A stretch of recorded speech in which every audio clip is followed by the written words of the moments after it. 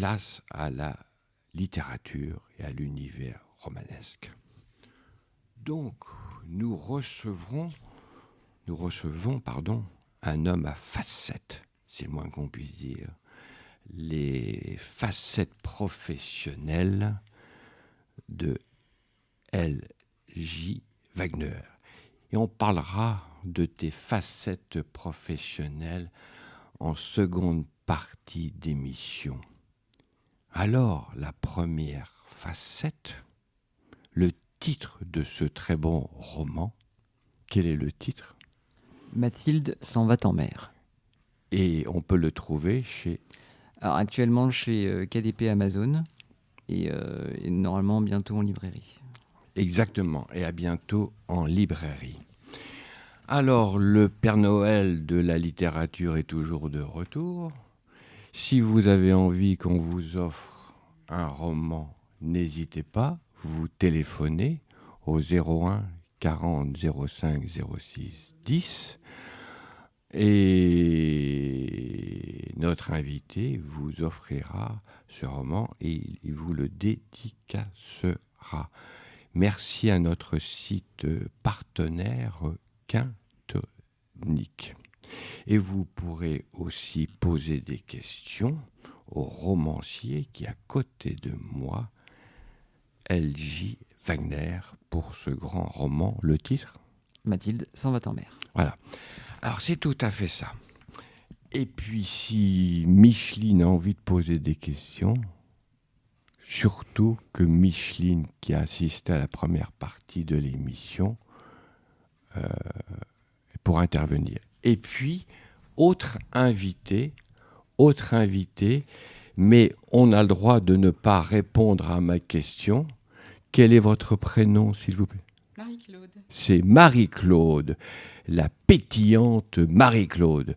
Très heureux de vous recevoir dans nos locaux. Merci. Donc, vous êtes une amie de Quintonique. Oui. C'est ça. Et vous avez eu raison de venir, car on fait de la radio pour les auditeurs et les écrivains écrivent aussi pour leurs lecteurs. Hein ? Je crois. Hein ? Bah oui, il faut. Oui. Hein, il faut. Alors, quel est le pitch ? Ah ben alors c'est toi qui vas le dire, tiens. Ok, alors donc Mathilde, 72 ans, est veuve depuis peu. Oui, Et après 50 années de vie commune avec son mari Hector. oui. Et elle décide, pour se changer les idées, de s'offrir une croisière un peu spéciale qui s'appelle les Seigneurs de l'Anneau, Oui, qui est une croisière consacrée au troisième âge oui. et qui a pour particularité que chaque participant doit se déguiser à l'intérieur en personnage d'heroic Ouais. fantasy. Et donc Ouais. elle est fan d'une saga magique qui s'appelle Ali Foster. Ouais. Et donc pendant qu'elle fait cette traversée qui va la mener jusqu'à Los Ouais. Angeles, donc elle découvre la vraie vie en fait. Oui, c'est ça.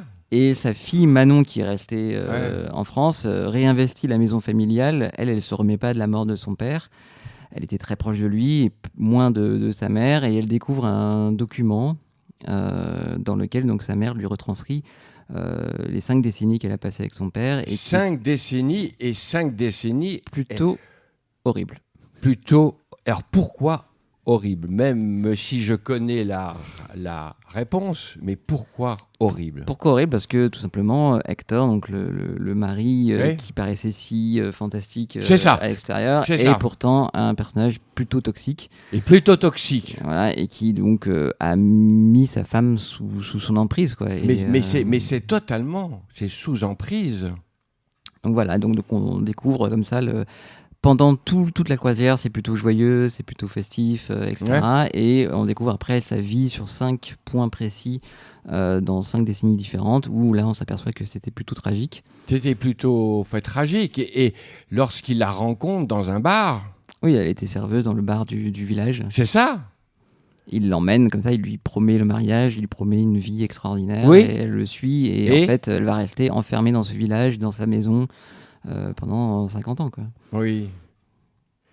Mais je me doute de la réponse, mais pourquoi elle n'a pas dit non ? Ah, parce que c'est une époque où, Oui. Oui. où les femmes étaient sous la contrainte toujours ou d'un père ou d'un frère, enfin toujours d'un homme en fait. Et voilà, on est dans les Contrainte matérielle. matériels, oui, physiques. Et voilà, on ne pouvait pas disposer à l'époque d'un compte bancaire, des choses comme ça. Donc, en pour fait, s'en sortir, il fallait se marier. En Et fait, voilà. c'est pour s'en sortir, pour connaître une ascension sociale, il le fallait se marier. En tout cas, oui, pour avoir une certaine liberté en dehors de ses parents. Mais maintenant, des fois, on tombait mal et on pouvait se retrouver sous le joug d'un mari. Sous le joug d'un mari.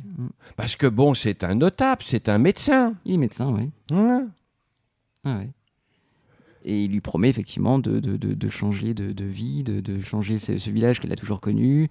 Et en fait, lui, il cherche ça, il cherche que cette tranquillité de village. Et donc, il s'installe dans ce même village. Et il fait construire la maison de l'enfance de Mathilde. Il l'a fait reconstruire à l'identique. Oui, c'est tout à fait ça. Et du coup, elle vit tout le temps dans le même endroit. Voilà, et elle n'arrive pas à trouver d'issue pour s'en sortir. Finalement, la seule issue, c'est la mort du mari. Non, mais, en fait, je l'ai pensé très fort, mais c'est ça qui est terrible. C'est que la seule issue, c'est la mort de son mari. Voilà, elle commence à vivre quand son mari meurt. Elle commence à vivre quand son mari meurt. Pendant 50 ans, elle fut sous emprise. Et toutes les fois où elle a essayé de partir, c'était pas possible. Et notamment pour sa fille. Mais pour sa fille. Mais alors, sa fille souffre d'un traumatisme. Bah, sa fille, oui, elle est plutôt mélancolique, dépressive, et elle ne sait pas pourquoi. Et elle a toujours eu cette nature-là, et elle n'a jamais compris. En fait, elle était témoin de ce qui se passait dans la maison, mais sans le comprendre ou sans vouloir le comprendre. Et c'est vraiment à l'âge, quand son père meurt aussi, qu'elle découvre la vérité et qu'elle comprend du coup d'où elle vient et pourquoi elle est comme ça et ce qu'a subi sa mère. Parce que vous parlez, en fait, je te dis vous parce que ça me permet d'être plus libre. À juste titre, vous parlez des douleurs psychiques. Oui, c'est un livre surtout sur les douleurs psychiques. Parce que c'est un livre sur les douleurs psychiques. Elles sont plus pernicieuses. Et pourquoi elles sont plus pernicieuses ? Parce qu'elles sont invisibles. Oui, le mari n'est pas violent physiquement, il est violent psychologiquement. C'est tout à fait ça. Est-ce que vous avez envie d'intervenir ? Moi, je voulais juste savoir qu'est-ce qui l'avait amené à écrire ce Voilà. C'est tout à fait ça. Parce que vous êtes jeune. Oui. C'est le plus jeune autour de la table. Hein. Moi, en fait, je suis le plus vieux. Voilà. C'est très difficile pour moi à chaque fois d'expliquer pourquoi cette idée est venue ou pas. Je n'en ai aucune idée. Je sais que j'ai plusieurs livres dans ma tête que je vais écrire et je ne sais jamais lequel va sortir. Et celui-ci est apparu spontanément, mais vraiment spontanément. Alors, dans tous mes romans, à chaque fois, il y a une personne âgée. Oui. En tout cas, de plus de... non, mais en tout cas, de plus de 70 ans, etc. Enfin, c'est vraiment... il y a toujours un personnage féminin, d'ailleurs. Est-ce que c'est parce que j'ai des souvenirs incroyables de ma grand-mère, des choses comme ça? Alors, justement, parlons de votre grand-mère. Mais d'accord, je vais juste répondre à la question. Je sais pas pourquoi, mais c'est vrai que la thématique de la masculinité toxique, etc., ça la revient masculinité toxique dans ce que j'écris. Ouais. Et là, je me suis dit, c'est intéressant de le mettre aussi le prisme d'une personne senior et comment, finalement, elle a vécu 50 ans là-dedans. Et alors, il n'y a pas d'exemple précis autour de moi, mais c'est venu comme ça spontanément et je ne saurais pas l'expliquer. Mais en tout cas, ça me paraissait important de mettre aussi en avant des personnes seniors dans la littérature, parce que c'est pas souvent. Enfin, je trouve. Alors, et donc, ma grand-mère, c'est quelqu'un qui est toujours de ce monde, qui a 94 ans maintenant, et qui a eu une vie incroyable. Et oui, c'est un modèle d'optimisme, parce qu'elle a, malgré toutes les épreuves, malgré la guerre, malgré un mari un peu spécial et des choses comme ça, elle a survécu et elle est une personne très optimiste, très joyeuse, etc. C'est beau à voir. Et c'est elle qui a... Votre grand-mère a dit oui, mais elle aurait pu dire non, votre grand-mère. À l'époque, je ne suis pas sûr. Non. Mais, probablement, en tout cas, je trouve que c'est un esprit libre, même si elle a vécu dans des carcans. Dans des carcans, c'était quel type de carcan? On est dans les années, parce qu'elle a 94 ans, donc c'est les années 40. Ah bah oui, justement, en fait, c'était la guerre. Ah oui, elle a vécu la guerre, oui. Oui, sûr, en fait, elle a vécu la guerre, c'est tout à fait ça. Et elle s'est mariée juste après, oui. Juste après. Elle a à peine 20 ans. C'est à peine 20 ans. Ouais. Et elle a eu oui. ma mère tout de suite. Enfin bref, Comment et elle a eu ma mère aussi à 20 ans. Enfin, vous Oui. voyez, c'est une autre génération, c'est une autre période de vie. Voilà. Et à l'époque, on n'a pas forcément le choix. Ah non, non, non. Si on veut s'en sortir, en tout cas. Si on veut s'en sortir, c'est que les femmes, je vais dire un lieu commun, mais n'avaient pas le choix. N'avaient pas le choix. Et quel est le regard de votre mère par rapport à ce très beau roman ? Ah bah, elle l'a beaucoup aimé. Oui. Ah ouais. Elle l'a lu, elle l'a fini il n'y a pas longtemps, donc Oui. elle a vraiment beaucoup aimé. Elle aimerait bien Que qu'on en fasse un film un jour, ce qui est aussi un de mes rêves, un film ou une série. une série, Je oui. suis en train de réfléchir là-dessus justement avec Oui. quelques personnes. Voilà. Alors parlons d'un des personnages, la fille de fait, Oui, Manon, Mathilde. Oui, qui s'appelle Manon. oui, oui, oui, c'est ça. Qui a 4 enfants. 3. Trois enfants. C'est donc Cassandre. Voilà. Okay. C'est un très joli prénom. Qui est l'aînée, oui. Oui. Et qui, elle, justement, c'est une autre génération. C'est elle veut être libre tout de suite. Enfin, elle a 18 ans, elle veut s'émanciper, elle veut pas subir ce que a subi sa grand-mère ou même sa mère. Parce que sa mère, même si elle s'est mariée, qu'elle a un mariage heureux, etc., Oui. elle a quand même vécu dans un climat qui n'était pas évident. Donc elle veut vivre sa vie pleinement. Et elle est très proche de sa grand-mère. Oui. Mais elle était dévorée par une douleur. Manon, oui. Oui. Mais qu'elle ne pouvait pas exprimer parce qu'elle Et que justement, elle ne pouvait pas exprimer. elle était témoin. Elle était témoin. Mais c'est comme s'il y avait des œillères. Enfin, elle voyait tout ce qui se passait, elle voyait tout ce que subissait sa mère, mais ne l'enregistrait pas, quoi. Et elle en souffrait, mais sans vraiment comprendre pourquoi. Donc elle a fait plusieurs tentatives de suicide. C'est ça. Elle est en dépression permanente, mais voilà, elle est pourtant proche de son père. Et pourtant proche de son père. Alors, ce que je vous propose, juste une virgule musicale, parce qu'on n'a pas le temps de... Bonjour, vous êtes toujours dans l'émission Théâtre sans frontières. Je ne l'ai pas fait exprès, mais je pense que le nom de cette émission, je pense qu'il est d'actualité. Théâtre sans frontières. Et je vous promets que je ne l'ai pas fait exprès. Je ne devrais pas le dire. Mais de temps en temps, j'ai envie d'être dans l'autodérision. Ça ne fait pas de mal.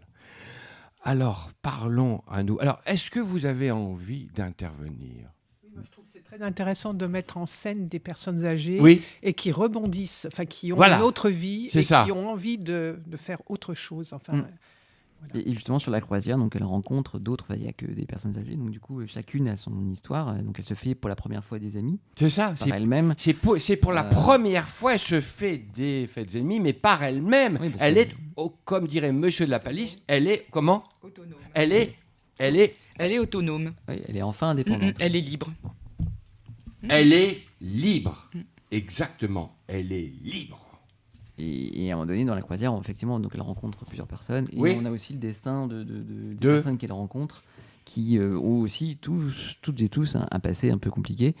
Et toutes et tous voient ce voyage comme vraiment l'émancipation, comme une manière de vivre, comme des adolescents qui sont obligés de se déguiser. C'est ça, c'est comme des adolescents. Comme ça. Et c'est très, et donc il y a des scènes très drôles parce que voilà, faut imaginer toutes ces personnes âgées qui déambulent dans les rues, dans des paysages incroyables, mais habillées comme des sorciers, des sorcières, comme ça. Et à chaque fois qu'ils font des jeux, en plus à capote, il n'y a jamais rien qui fonctionne sur ce bateau, etc. Donc il y a plein de choses qui se passent sur ce bateau qui sont très drôles, que c'est des parenthèses enchantées, on va dire. Après on découvre, on revient dans le concret où là c'est moins drôle. Et voilà, je voulais vraiment qu'il y ait un ascenseur émotionnel comme ça pendant tout un ascenseur émotionnel. Un ascenseur émotionnel. Moi je trouve... Et je te promets que je suis sincère. Alors, je vais reprendre l'une de tes formules. Tu as commencé à écrire avant de lire. En fait, non, je voulais écrire avant de savoir lire. Il y a quelque chose, pour moi, le livre objet me fascinait quand j'étais enfant. Et en fait, pour quelle raison ? Parce que c'était vecteur d'histoire, parce que ça avait l'air immortel, ça avait l'air intemporel, ça avait l'air quelque chose qui dure et tout. Et moi, ça me fascinait. L'objet me fascinait. Oui. Et je me suis dit, j'aimerais aussi écrire des histoires, j'aimerais aussi avoir que d'autres lisent ce que j'ai écrit. Alors à l'époque, évidemment, je ne savais ni lire ni écrire, mais il y avait ce côté fascinant de l'objet livre et que j'ai toujours plein chez moi. Et c'est important le livre. J'ai toujours un livre sur moi. Enfin, c'est important. Et donc voilà, et mon premier roman, entre guillemets. Oui, alors justement, j'avais 11-12 ans, quoi. Oui, c'est 11-12 ans. Ouais, mais après... C'est ton premier roman. Je le relirais maintenant, je trouve que ça serait horrible, mais...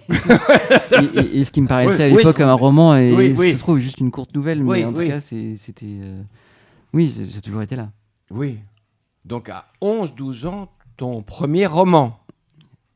Oui. Est-ce que je peux poser une question ? Mais c'est évident. Je voudrais demander à l'auteur si quand il était si jeune et déjà intéressé par les livres sans savoir encore lire, est-ce qu'il avait conscience de ce qu'il pouvait trouver dans ces livres ? Tout ce que ça pouvait lui ouvrir, lui apporter comme expérience, etc., qu'il n'avait pas encore, mais tout ce qu'il pouvait...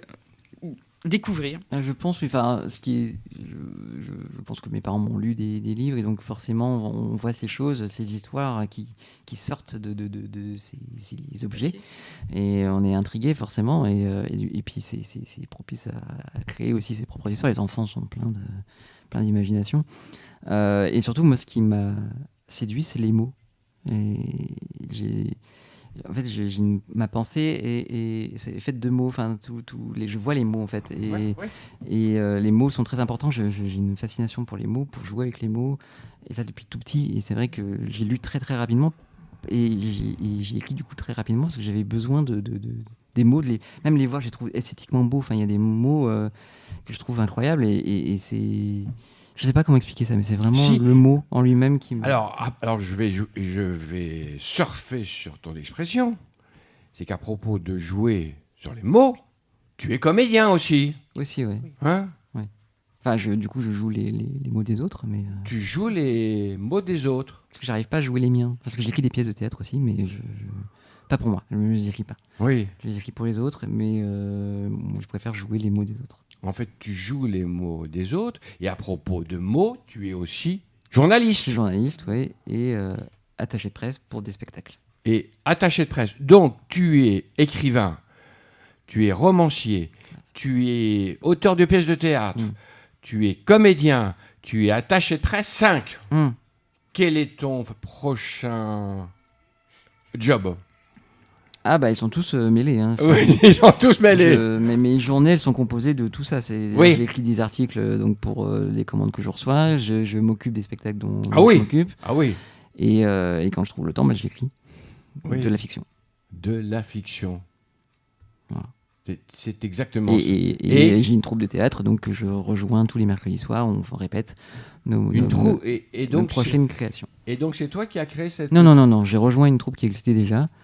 Et on est tous très amis, mais... C'est à la croisée des chemins ? Non, pas du tout, non. Non. On a joué là-bas, mais... Voilà. Mais non, on a des salles de répétition à Châtelet, et notre prochain spectacle, on va le jouer au Théâtre de Belleville en juin. Ah, c'est un excellent théâtre. Ouais. Ah oui, moi que j'ai connu, c'est le vieux con qui parle, mais je le connais bien, et avant, il portait un autre nom, le Théâtre du Tambour Royal. Ah. Ben non, mais ça c'est les souvenirs du vieux con. Comment ? On va lui couper le micro. Et donc, moi je trouve, lorsque j'ai commencé à lire ton roman, le titre, Mathilde s'en va en mer. Je trouve que je vais dire une phrase banale, mais tu écris remarquablement bien. C'est gentil, merci. Et puis, moi, il y a une phrase en préambule. Je pense il y aura un effet de résonance. À toutes les Mathildes du monde entier, les résignés, les libérés, les bientôt libres. Je répète, à toutes les Mathildes du monde entier, les résignés, les libérés, les bientôt libres. Donc il faut absolument acquérir ce roman, le titre. Donc Mathilde s'en va en mer, qu'on peut trouver actuellement sur Amazon. Voilà. Il faut absolument l'acquérir. Est-ce que vous avez envie d'intervenir ? Et je la boucle, là. Voilà. Est-ce que vous avez envie J'ai envie de rebondir sur ce que vous avez dit en parlant des mots. Oui. Quand vous parliez de la fille de Mathilde, qui était très mal, qui était toujours dépressive, qui voyait... elle était un peu dans le déni de voir que sa mère était vraiment très, très malheureuse. Et elle était très malheureuse parce qu'elle-même ne mettait pas des mots sur ce qu'elle voyait. Tout à fait, oui. Et comme le dit Camus, la citation m'échappe, mais mal nommer les choses, c'est ajouter à la misère du monde. Et elle était dans une grande misère à cause de ça. Oui. Est-ce que vous pourriez à nouveau répéter cette très belle formule que vous venez de dire? La fille de Mathilde souffrait parce qu'elle ne mettait pas de mots sur la souffrance qu'elle voyait au quotidien de sa mère. Oui. Et Camus disait mal nommer les choses, c'est ajouter à la misère du monde. Merci beaucoup. Je pense que ça va résonner. C'est tout à fait ça. Oui. Et à l'inverse, Manon, elle trouve l'exact opposé de son père en compagnon. C'est-à-dire qu'elle a quelqu'un qui est au contraire très empathique, très bienveillant, qui la porte et qui la soulève et qui lui permet de vivre justement. Et avec lequel donc c'est Victor. Ah oui. Et je voulais justement qu'il y ait un prénom proche de celui du père. Donc Hector le père, Victor le mari. Et puis à la fin de la pièce, à la fin du roman, elle découvre l'amour physique finalement. Ah, on parle de Mathilde. Oui, Mathilde. Oui, sur ce bateau, elle découvre plein de choses. Elle s'éclate. Elle s'éclate dans tous les sens du terme. Elle s'éclate. C'est à 72 ans, elle s'éclate. Comme quoi, il est jamais trop tard. Ouais, c'est comme quoi, à 72 ans, voilà, elle s'éclate. Hein. Oui, c'est un livre d'espoir. En fait, c'est le droit à une seconde chance. Oui, tout à fait, oui. Avec l'interrogation bon, ça arrive maintenant, est-ce que c'est pas trop tard, etc. Et donc elle a beaucoup de réflexions aussi sur ce bateau parce qu'elle se dit est-ce que j'ai le droit de m'autoriser tout ça ? Est-ce qu'elle a le droit, voilà. Et bon, après les autres lui disent que oui. Oui. C'est enfin. Et elle devient d'ailleurs la coqueluche du bateau au fur et à mesure. Enfin, c'est la coqueluche du bateau. Elle arrive sur ce bateau tout étriquée, toute timide, etc. Ça. Et à la fin, elle se libère de plus en plus jusqu'à devenir vraiment la petite star du bateau. Quoi. Elle fleurit. Elle fleurit. Je suis absolument d'accord avec vous. Surtout, vous revenez quand vous voulez dans ce petit rendez-vous. Hein. Surtout, vous revenez quand vous voulez. Hein. Merci. Et vous serez informés et vous recevrez des cadeau culturel. Et je vous le promets, je m'y engage. Merci beaucoup. Merci. Avec plaisir. Donc, on va se quitter dans combien de temps, Claude ? On se quitte dans combien de temps, Claude ? Bon, cette émission fut réalisée par Claude Olivier et puis le bavard va se taire. Je tiens à remercier nos invités. En premier, le romancier que tu es, L.J. Wagner, pour cette pépite littéraire, et je pèse mes mots, le titre Mathilde s'en va en mer. Et puis merci à nos deux participantes à ce débat culturel. Je vais être pédant avec notre amie Mathilde et avec Micheline. Voilà. Cette émission fut réalisée en direct par Claude Olivier et merci à notre site partenaire.